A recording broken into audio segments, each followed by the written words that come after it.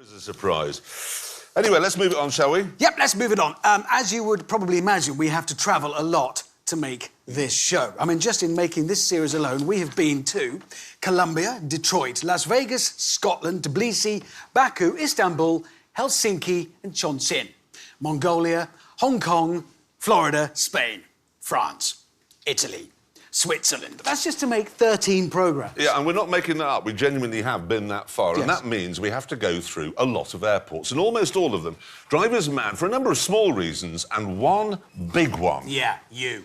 What? Well, you. We have to travel with you everywhere and you never stop ranting about it. Well, I do a little bit of that, yeah. A little bit? Yeah. The first 20 minutes of the film we're about to see are just rants before we even get to the point. Yeah, that is true, but it's worth it, as you shall see. This is London Stansted Airport, which is located nowhere near London. There we are, Wetherspoons with runways and miles of tape to make your life worse. And why do they need a 2-hour check-in? I mean, 2 hours to get my suitcase from the check-in desk to just behind that wall over there, which is where the plane is. To go on, 2 hours? I could almost get it back to London in 2 hours. Oh, good. Security. Time to take all my clothes off and give someone my toothpaste. And do you know the worst thing is? I mean, the idiocy of people in these queues just beggars belief. Look at her shoes. You see that? Look at her. She looks like Elton John in Tommy. It's going to take her 3 hours to take each one of those off. And take your laptops out now, while you're in the queue, not when you get there. I came here on a train, 2,000 people on it, no security at all. Going on an aeroplane, ooh, well, we'll do this. And then, of course, is your bag going to be selected for a special search? Of course it is. Yes, there you go. You've been through an X-ray machine. If you go to a hospital and you X-ray somebody's leg, OK, you say, right, it's not broken, I can see that, but let's just cut your flesh open to make sure.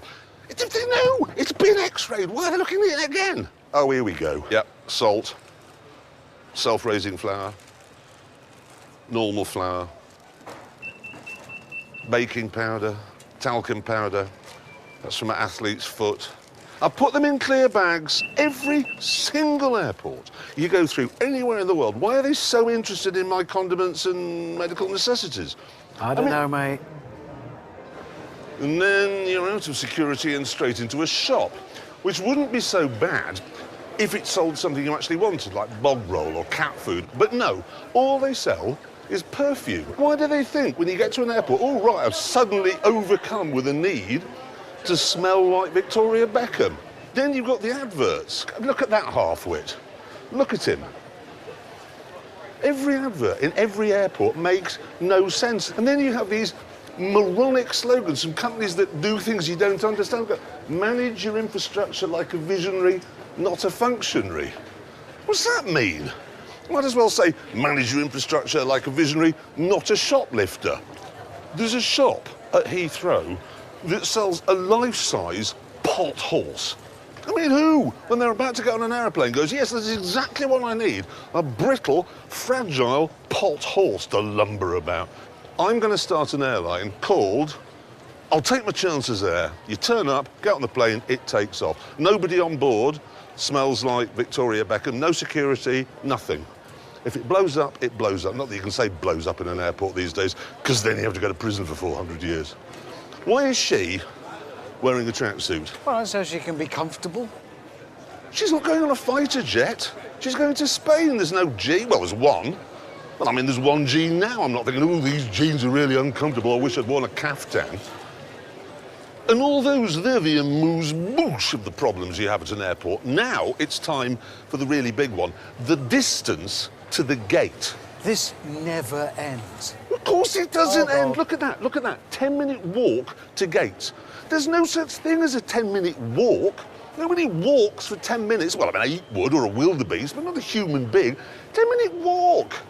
The distance from the bag drop here to this gate we're going to is 1.2 kilometres. In Atlanta, the walk to the furthest gate is 2 kilometres. In Beijing, it's 2 miles. The astonishing miracle is that so far, I haven't actually been run over by one of those carts going beep, beep, beep, beep, warning, fat bastard on board. and then you get to a corner, and is it the end? No, there's another mile of corridor to get down. No one in the history of aviation has ever flown from Gate 1. There are no Gate 1s anywhere in the world. Here's your ticket, Gate 374. Where's Gate 1? I can see now why James May volunteered not to be in this film. And finally, you get to the gate, which is so far from civilization, they're still using a dot matrix printer. We have explained to him that the walk has to be this long because aeroplanes are wide because they've got wings, but he can't seem to understand the concept. Look,